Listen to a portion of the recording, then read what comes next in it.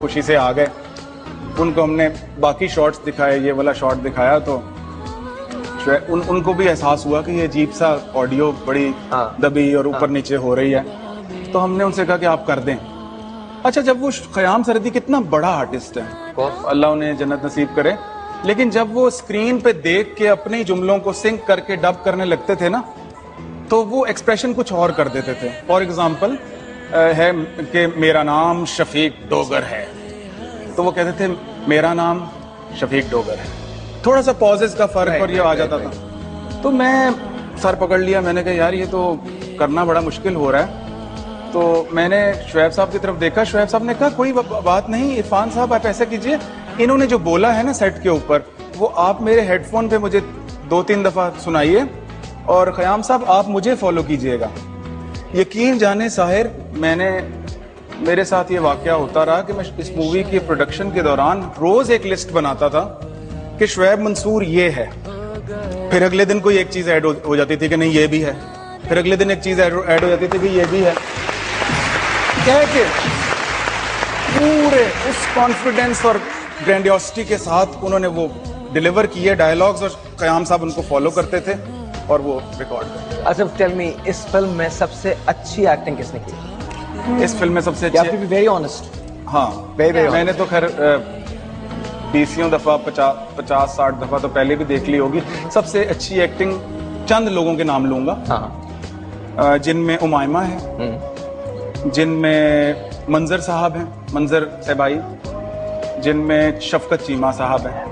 और मैं आपको सच्ची ये बात बताऊं कि आप जब ये मूवी देखेंगे तो आपको ये एहसास होगा कि शायद ये लोग जो इन्होंने पिक किए हैं मूवी के अंदर, मां सिवाय उन लोगों के जो नोन हैं, राइट, आपको ये लगेगा जैसे कि ये शायद काम ही यही करता है। शुएब साहब की ब्यूटी ये है काम की, कास्टिंग उनकी सबसे बड़ी मेरा ख्याल प्लस पॉइंट एक तो लिखना है और फिर उसको विजुअलाइज करना है कि ये कौन सा कैरेक्टर होगा जो ये करेगा, और वो बिल्कुल डिटेलिंग। सबसे मुश्किल किरदार कौन सा था बोल का?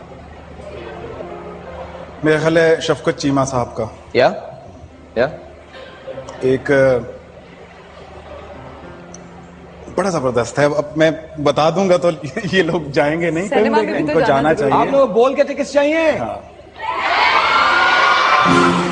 बाद में आपसे कभी नहीं पूछा उन्होंने कि आपने एक्टिंग करनी है या नहीं?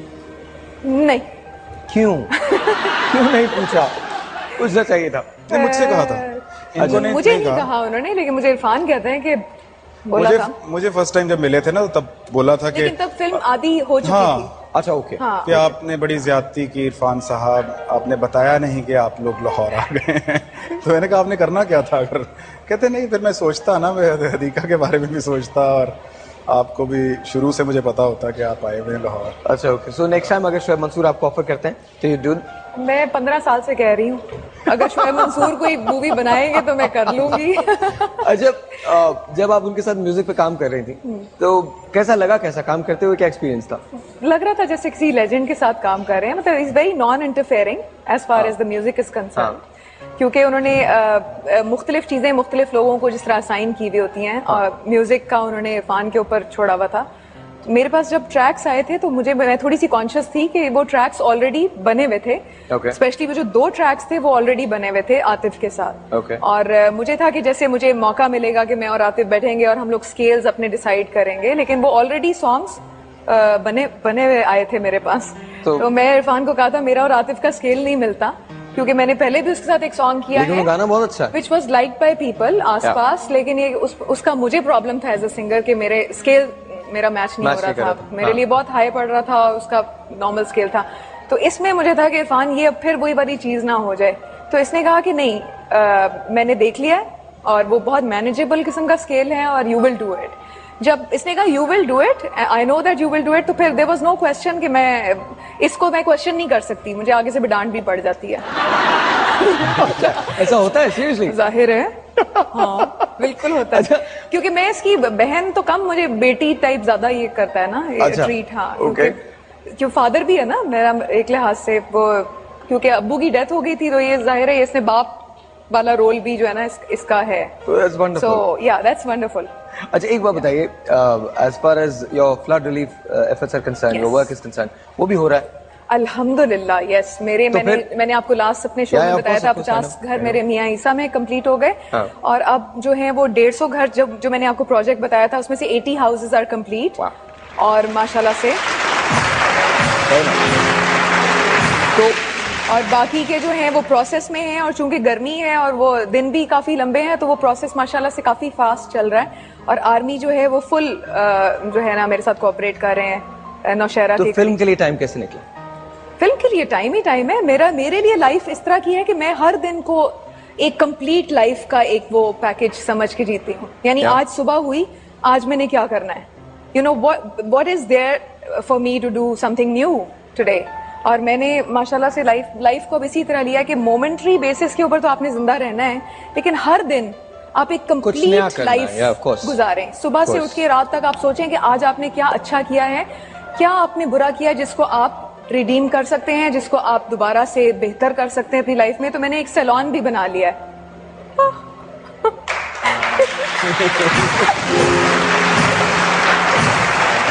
मुबारक हो थैंक यू वो जो 2-4 घंटे आपको नींद के मिलते हैं कोर्की नेचर कहते हैं बड़ी कोर्की सी नेचर कि आप बड़ी अनएक्सपेक्टेड सी कभी इस डायमेंशन में निकल जाएं कभी इस डायमेंशन में निकल जाएं तो मेरा सिंगर तो चल ही रहा है माशाल्लाह that is my forte I will keep doing that for the rest of my life जब तक मैं जिंदा हूं लेकिन ये कि जो ह्यूमैनिटेरियन वर्क ये मैंने अपना एक बेसिक एम रखा है लाइफ में कि मुझे मेरा जिंदगी में कोई आने का मकसद है वो पूरा होना चाहिए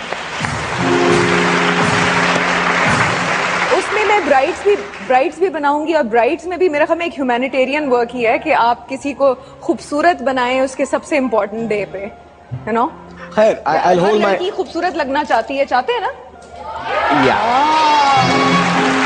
आप लोग भी आइएगा मेरे से मेकअप करवाना I'll hold my comments on that one. No comments. You can try for the next one maybe. No thanks. No, okay. I'm just content. Marriage is beautiful if it's not yours. But yeah. anyway, mobile चाहिए? आवाज आई नहीं गो. लाला, यहाँ पर जो सबसे ज्यादा शोर मचा रहा है उसको बुला ले.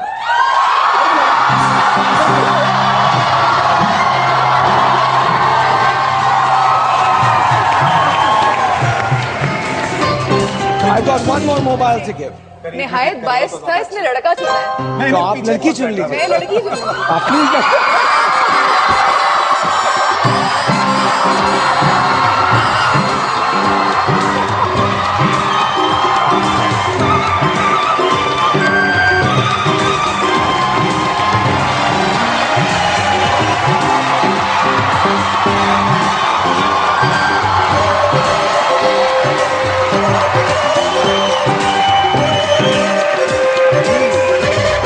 आपका नाम क्या है? वानिया. वानिया. वानिया, आप मुझे जानती तो नहीं है ना? बिल्कुल नहीं जानती ना? तो फिर मैं आपको ये मोबाइल नहीं दूं? शायद जानती हूँ. मेरा नाम क्या है? मेरा नाम पता नहीं है.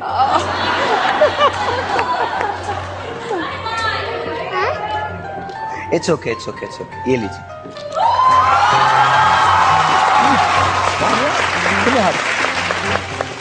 खड़ी हो आप. यहाँ आइए. एंजॉय.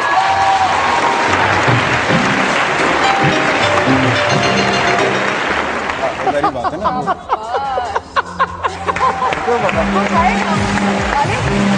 इरफान आप बोल मूवी वाला करें ना बेटिया बहुत अच्छा गाई हो तुम.